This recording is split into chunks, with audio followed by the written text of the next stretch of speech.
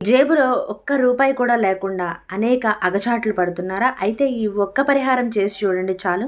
మీకు డబ్బు అనేది వర్షంలాగా కురుస్తుంది. ఆ లక్ష్మీదేవి అనుగ్రహం ఇట్టే కలుగుతుంది.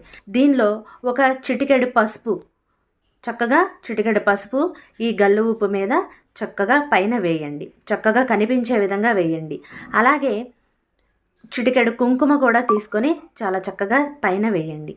అలాగే గంధం, ఈ గంధం సువాసనకి లక్ష్మీదేవి ఎక్కడున్నా ఆకర్షితురాలై మీ ఇంట్లో కొలువై ఉంటుంది. కాబట్టి గంధాన్ని ఇలాగా చక్కగా పైన వేయండి.